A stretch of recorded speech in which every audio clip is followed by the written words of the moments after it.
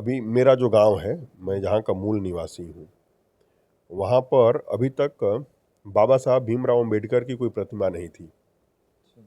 तो हम लोगों ने एक दिन सब लोग बैठे और हम लोग बैठ करके तय किए कि बाबा साहब की प्रतिमा तो यहाँ एक लगनी चाहिए।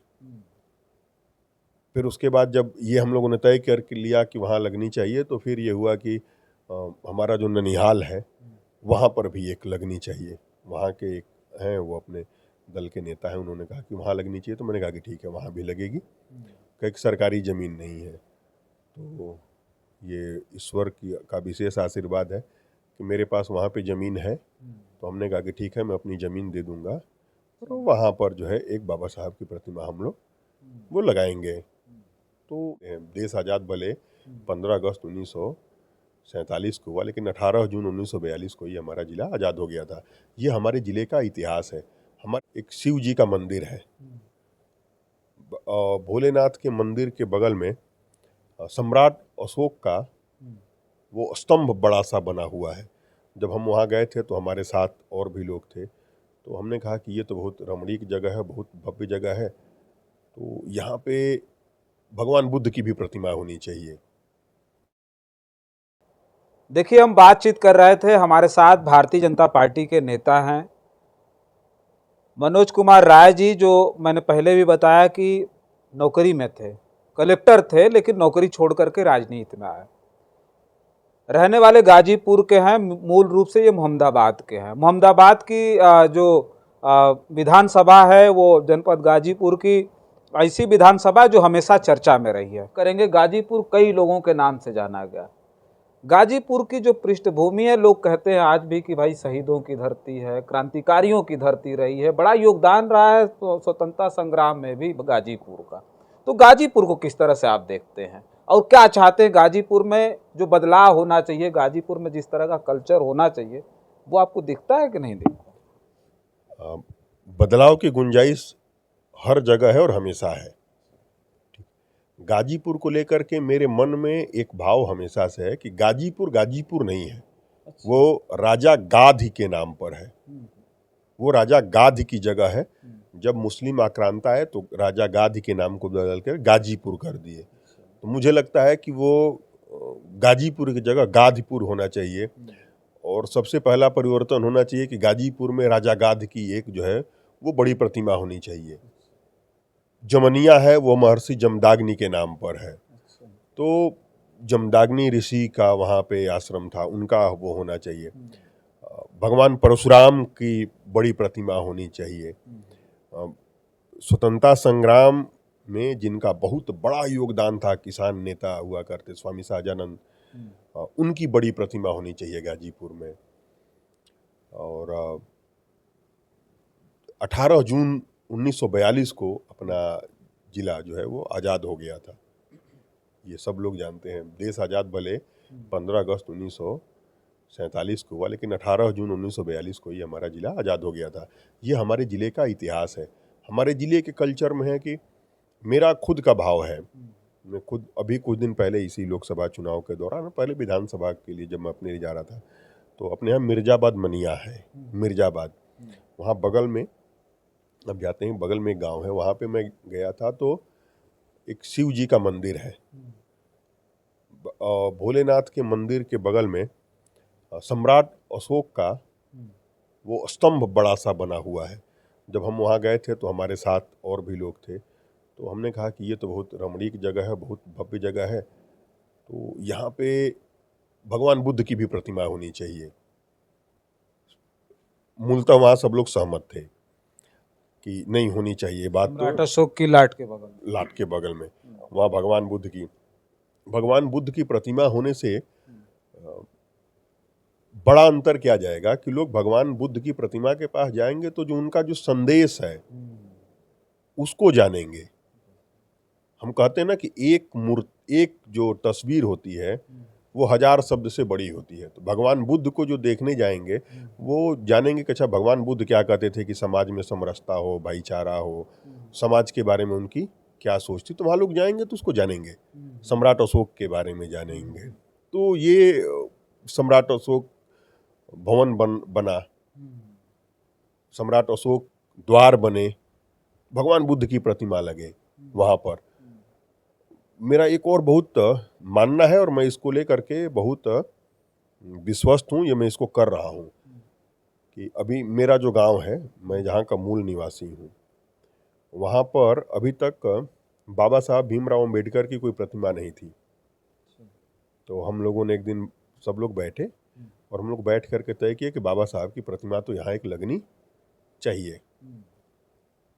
फिर उसके बाद जब ये हम लोगों ने तय करके लिया कि वहाँ लगनी चाहिए, तो फिर ये हुआ कि हमारा जो ननिहाल है वहाँ पर भी एक लगनी चाहिए। वहाँ के एक हैं, वो अपने दल के नेता हैं, उन्होंने कहा कि वहाँ लगनी चाहिए। तो मैंने कहा कि ठीक है, वहाँ भी लगेगी, कि सरकारी ज़मीन नहीं है।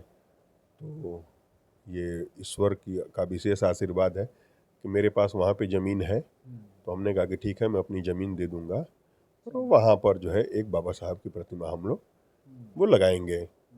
तो मेरा ये मानना है कि बाबा साहब ने सामाजिक समरसता, भाईचारा, विकास और लोकतंत्र के लिए जितना उन्होंने किया, उसको देखते हुए वो तमाम जगह जहाँ पे संभव हो वो हर जगह पर बाबा साहब की प्रतिमा लगे, उनके विचारों को, उनकी बातों को लोग जाने, उनसे वैचारिक रूप से सिद्धांतः उनकी बात से सहमत होना, असहमत होना, ये अलग चीज़ है।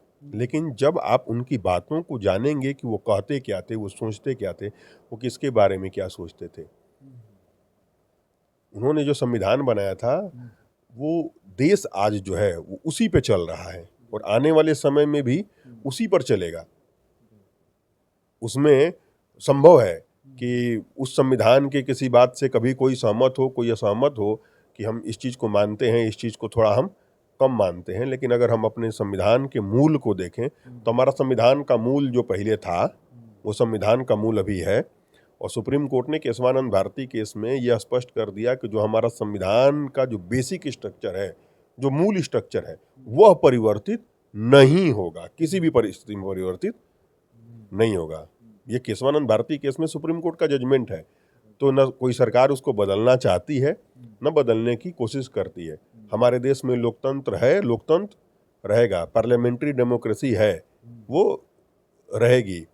हमारे देश में कानून का राज है, वो रहेगा। हमारे देश में समानता है, वो रहेगी। ठीक है। आपके कथनानुसार हम एक चीज़ ये समझ पाए हैं लोगों को भी ये समझ में आ रहा होगा कि पर्यटन की दृष्टि से भी गाजीपुर को सजाया जा सकता है। हाँ बिल्कुल, ये किसी भी देश का आप उठा करके देख लीजिए, जो देश विकसित हुआ है तो विकसित होने में सबसे बड़ा उसका योगदान जो है पर्यटन का है। ठीक है, पर्यटन होगा तो रोजगार आएगा। अगर एक यूनिवर्सिटी खुलेगी तो उसका जो बैकवर्ड फॉरवर्ड लिंकेज होता है ना, कि आपस में एक दूसरे से चीज़ें जुड़ी हुई, तो विकास ऐसे ही आएगा। विकास किसी एक चीज़ में हम लोग, मैं केरल गया था तो वहाँ कहते हैं कि पैडी फील्ड में नाइट स्टे, वो अंग्रेजी शब्द इस्तेमाल करते हैं। जब मैं गया तो हमने अपनी पत्नी को बताया कि यार ये तो धान के खेत में रहने को बोल रहे हैं, पैडी फील्ड में नाइट स्टे। तो धान की खेती तो हमारे यहाँ भी बहुत होती है।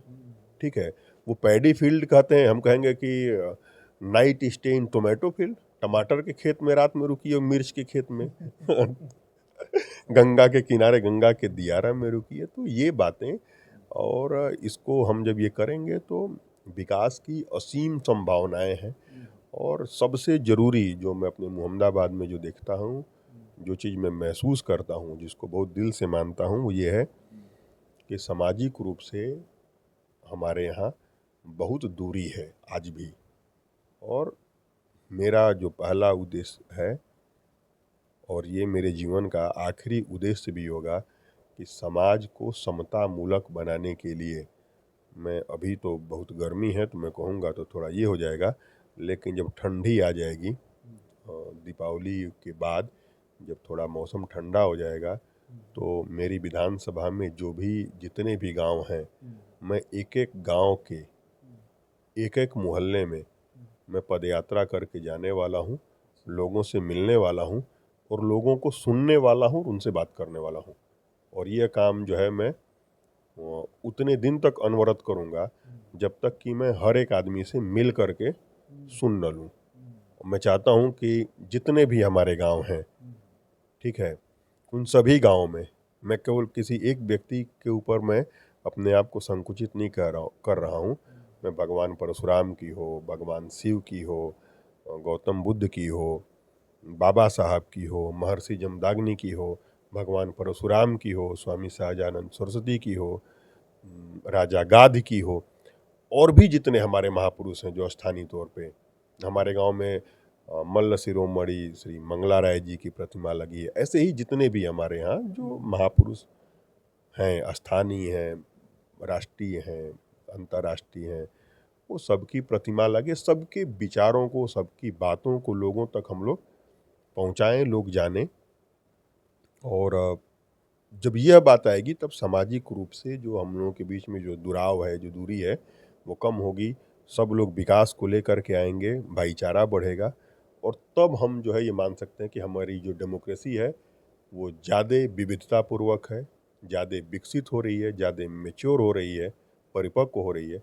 और तब हम मानेंगे कि हमारा मोहम्मदाबाद जो उस चीज़ का सपना देख करके हम अपनी नौकरी को छोड़ करके आए थे, उस चीज़ को हम करने में सफल हो पाएंगे। तो यह मेरा जो पूरा बॉटम लाइन है वो यही है कि मैं पदयात्रा करूंगा, मैं लोगों से मिलूंगा, और जितनी भी जगह हैं मैं अभी से शुरू करने वाला हूं, और जहां जहां बाबा साहब की प्रतिमा नहीं है वहां उनकी प्रतिमा लगे।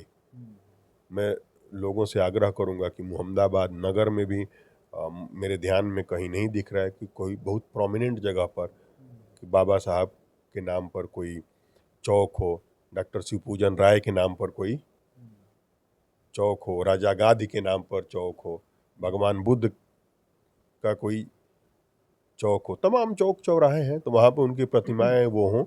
जो छूट गए हैं मैं सबकी बात कर रहा हूँ, तो उनका हो, ताकि उस उनके विचारों से न देखते हुए भी कोई ना महात्मा गांधी बापू का कोई चौक हो, लोग जाते जाते वो देखें कि अच्छा जो उनका शिलालेख या उनकी जो प्रतिमा लगी है वहाँ पर उनके बारे में, उनके जीवन वृत्त के बारे में लिखा है, तो वो कोई पढ़े। कम से कम जब हम बाबा साहब की बात करें तो वो तो ये पढ़े ना कि शिक्षित बनो, संगठित बनो और तब संघर्ष करो। तो पहले शिक्षित तो बनो, फिर तो संगठित हो, तब संघर्ष। कम से कम 3 बात तो सीखे। भगवान बुद्ध की बात जब वो सीखे तो कम से कम उनके बारे में जाने कि उन्होंने क्या कहा। महात्मा गांधी के बारे में जाने तो जाने ना कि अहिंसा परमो धर्म, ठीक है। परशुराम के बारे में, भगवान परशुराम के बारे में जाने। तो इन चीज़ों से जो है, जो हमारे महापुरुष हैं, जो उनकी प्रतिमाएं हैं, उनका एक बड़ा संदेश है। तो ये हो